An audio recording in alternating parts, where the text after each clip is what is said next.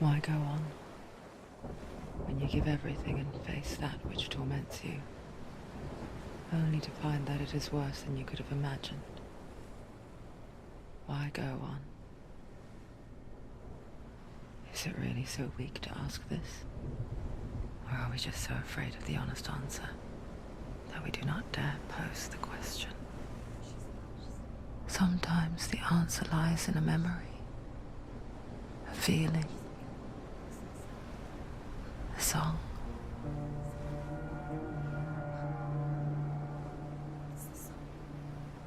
It's not real. It's a trick. It's not real. It is real. Listen to it. Don't give up. Daddy. It's Not like this. It's not real. It is real. It's a trick. Don't trust it. Maybe you're already dead. Who are you? Do you still believe in yourself? No, it's Enough. It's a trick. She knows it's a trick. He's already dead. He can't be here. It's impossible.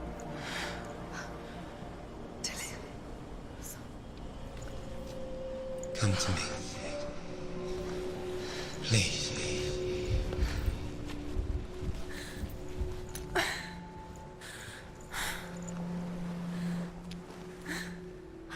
The light. Go towards the light. It's him. There he is. It can't be him. It's just a trick. It's in your mind. No, he's here. It's in your mind. It's real. What's happening? Go towards it.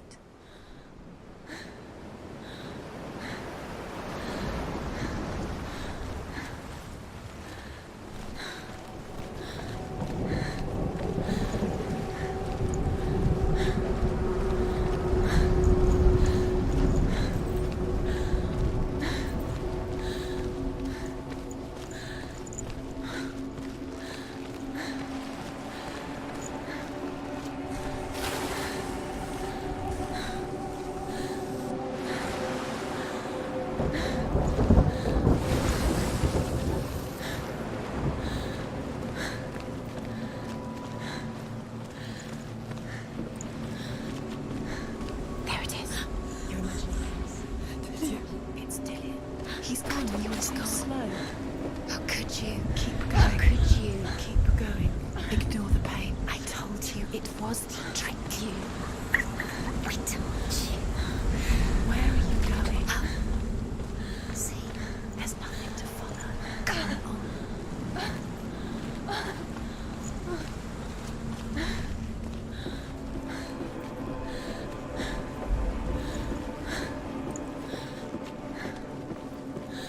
Before she first met him, she was not in a good place. Just a teenager, but not like the others. Barely functioning, she rarely left the house. Her father's in-bell made sure of that. Only occasionally did she venture out on her own, collecting firewood and herbs. Errands out in the Orkney Plains. That was her world. Like this one. Barren and lonely.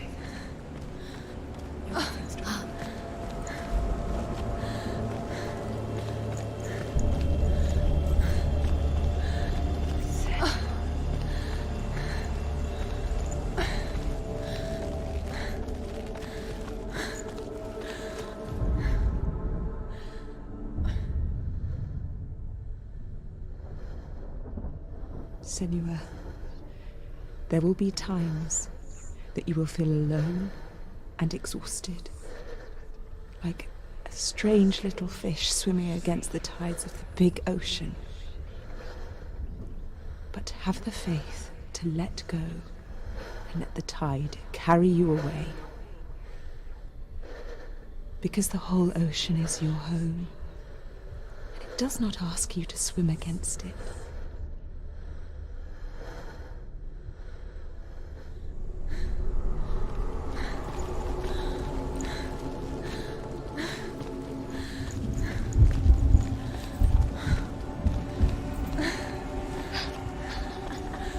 It's already disappeared. Nothing lives here, not even you.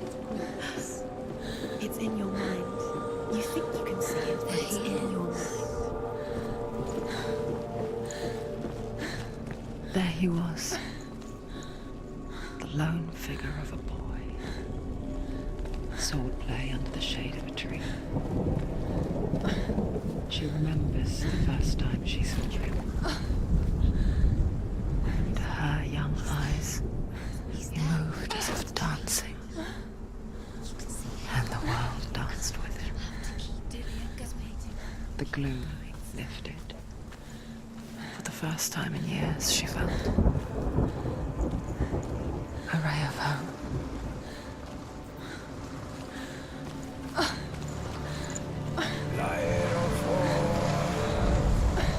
The Northmen tell of a great hero. His name is Sigmund.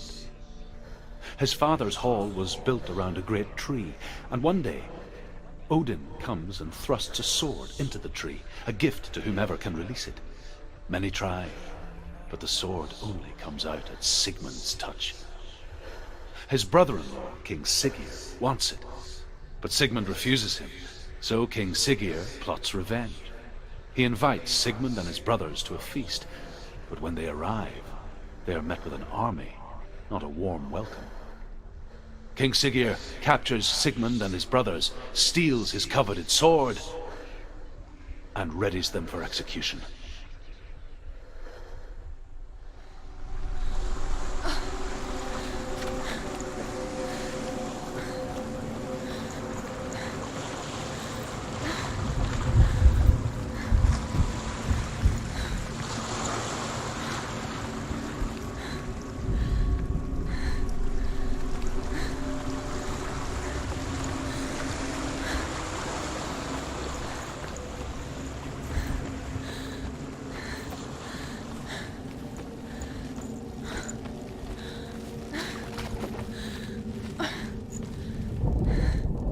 Death for Sigmund and his brothers seems certain. But the king's wife is Sigmund's sister, and she begs for mercy and implores the king to chain them up instead. He agrees. Not for mercy, though, but because he plans an even more cruel and lingering death.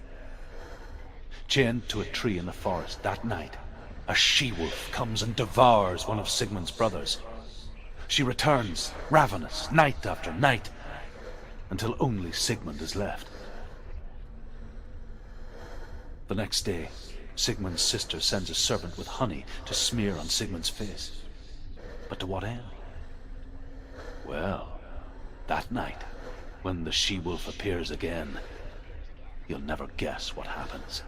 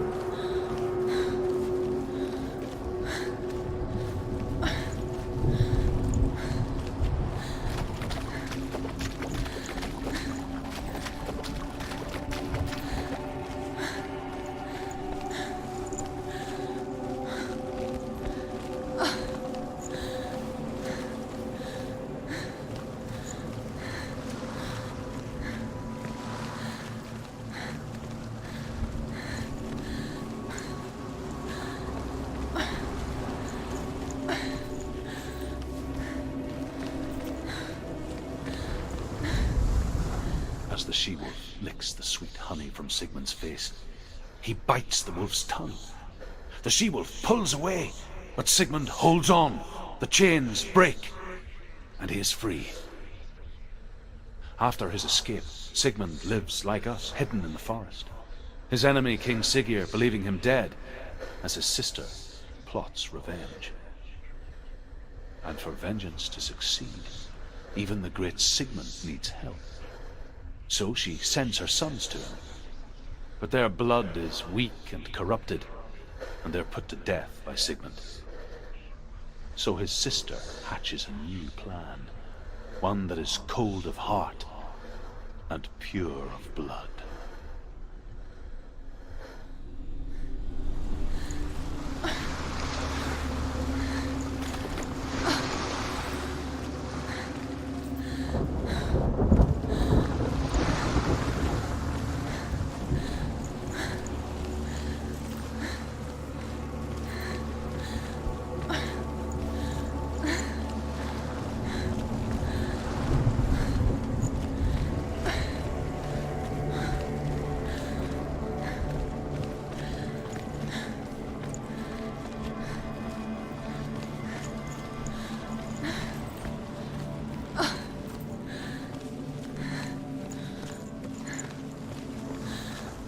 Day after day, watching from afar, she mimicked him, perfecting her own secret dance,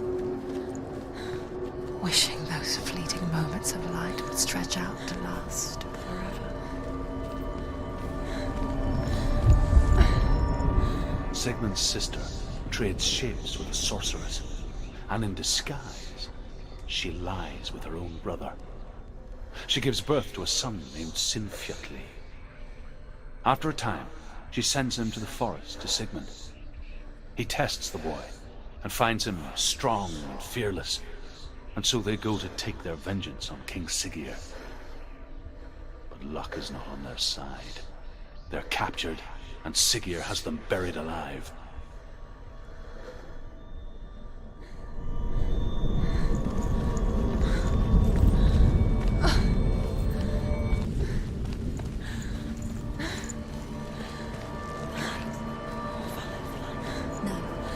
It's a trick. It's an illusion. It's not real. Do you really think it's real? You want to believe it's real when it's a trick. You're deluded. Where are you going? Where is she going? What is she following? You can't even follow. It's just deception. How does he so effortlessly court the world and bliss? If only she could do the same. See the world through eyes anew and dance with it, just like he does.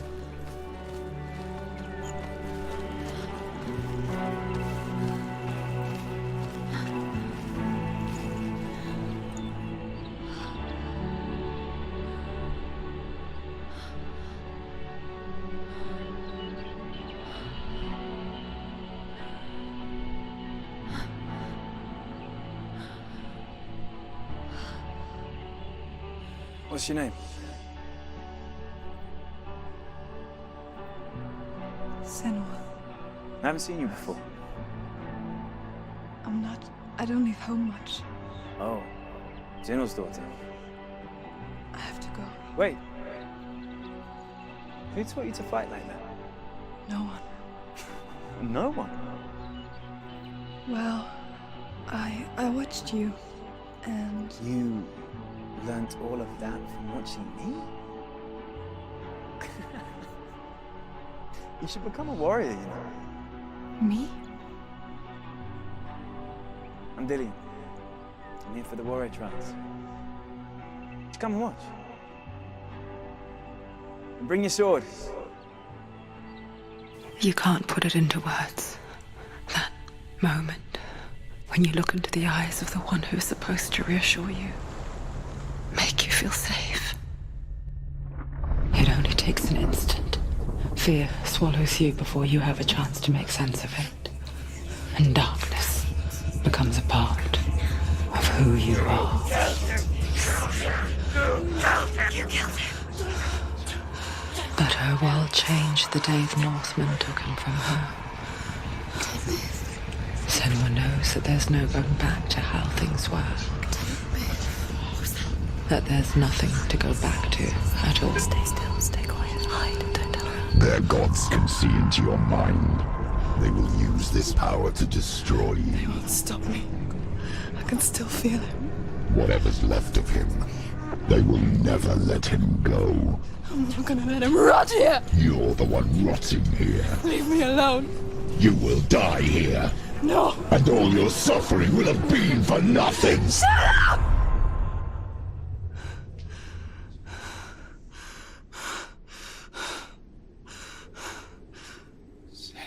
Dillion? Is that you?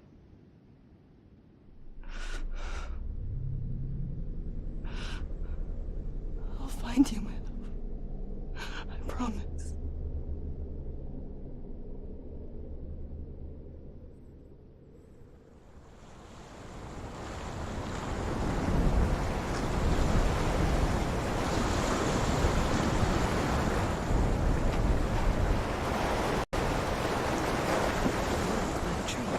Can you see him?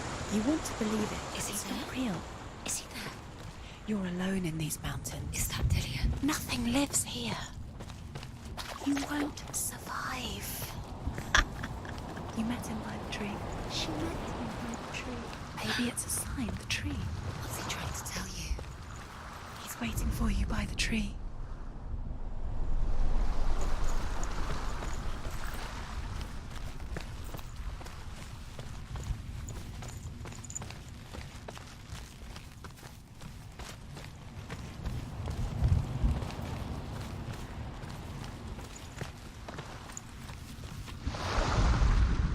As Sigmund and Sinfjotli are being buried alive, Sigmund's sister throws an armful of straw into the grave mound.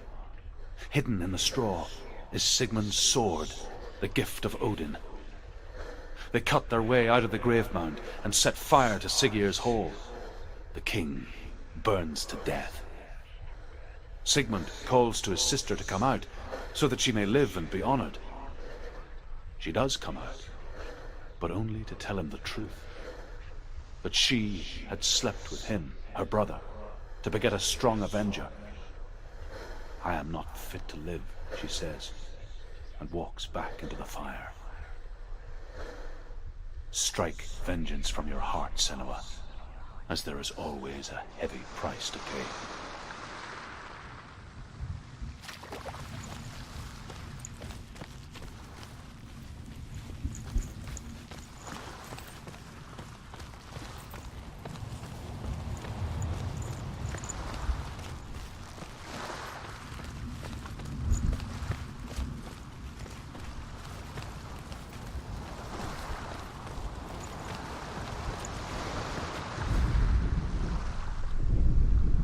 And here is the end of Sigmund's story. He was a fierce and great warrior who fought many battles. But one day, an old man came onto the battlefield. Although shadowed by a hood, Sigmund saw that he only had one eye. The man raised his spear, and Sigmund struck at it with his sword, but the sword shattered into pieces. Sigmund then knew that this was Odin, and thus that victory could not be his. He bowed his head and accepted his end. Dying, he tells his wife that she is with child, and that her son will one day make a great weapon out of the fragments of his sword. The sword named Gram.